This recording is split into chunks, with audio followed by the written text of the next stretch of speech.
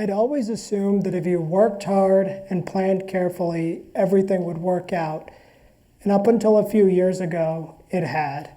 I had the perfect childhood. I grew up in an upper middle class household in a loving family. After high school, I joined Northeastern University where I studied finance. At Northeastern, I found I thrived in a highly structured environment where my efforts led to direct outcomes. Upon graduation in 2016, I landed my dream job in investment banking, and 2 years later, I joined a private equity firm in Washington, D.C. My good fortune continued, and in July of 2021, I accepted a job in New York City, slated to start after Labor Day. At the age of 28, my life felt unstoppable. In hindsight, this was the most dangerous moment, when success feels inevitable. August 2nd, 2021 began like any other day. It was a bright New England morning, and I started the day with a run. About 3 miles in, I remember looking up at the sky and feeling a sense of optimism. Everything was working out. As I continued the run, I noticed my left leg start to stiffen, like a limb falling asleep. I stopped my run and walked back home. When I got home, a colleague called to walk through an urgent issue we were dealing with at work. As I tried to type, I noticed my left arm start to stiffen. And after a few minutes, it was very difficult to move. I didn't panic as I assured myself that there had to be a simple explanation. I called my doctor and scheduled an appointment for later that afternoon. By the time I reached my doctor's office, I was fully paralyzed on the left side of my body and in a wheelchair. After examining me, my doctor thought I was either having or about to have a stroke. The word stroke felt impossible, and my mind quickly raced to protect what it could: my job, my future. The initial test results came back, and while it indicated that I was not going through a stroke, I would need to stay at the hospital overnight for additional testing. Whatever relief came from that quickly faded the next morning when a doctor came into my room, closed the door, and said quietly, "I'm sorry, you have brain cancer." There was no buildup, no soft landing. An MRI showed that I had a massive tumor in my brainstem and I'd require additional treatment at Massachusetts General Hospital. The word cancer always felt strange to me, something that happened to someone else's grandparent or relative, certainly not to me. Just 24 hours ago, my life felt unstoppable. And within seconds, the life I thought I knew no longer existed. Initially, I thought that the doctors would be able to remove the tumor surgically and that life would return to normal, just a small detour. That optimism faded. Another MRI showed that the tumor was located deep within my brainstem, rendering surgery not an option. I was diagnosed with a high-grade brain glioma, a rare and aggressive form of brain cancer. I would need to go through 6 weeks of radiation treatment, and the odds were sobering. Suddenly, my world collapsed.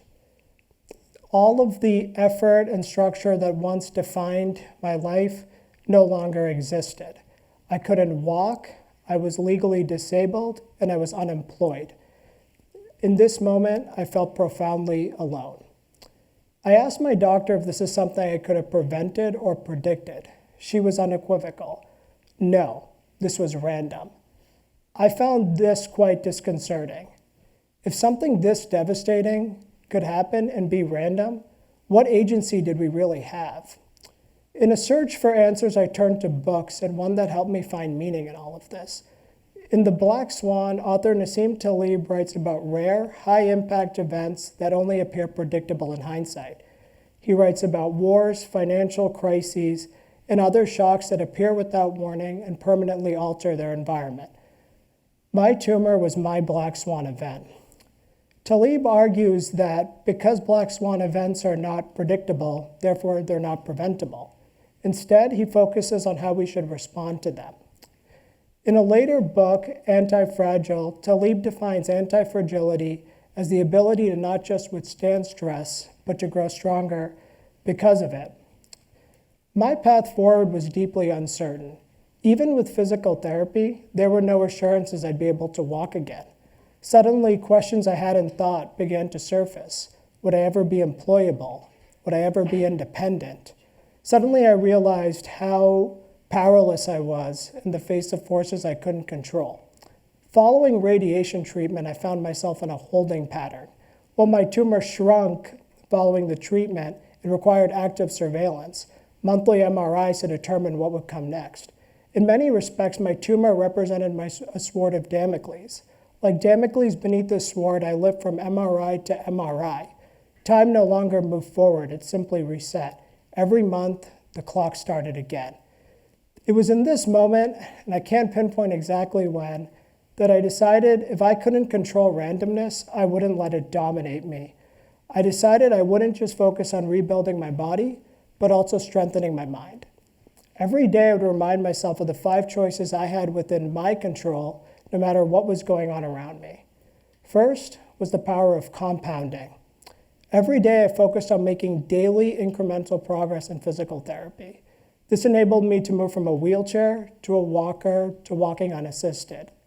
Day by day, while the progress seemed invisible, it added up, leading to breakthroughs, like standing on stage today. 2, empathy.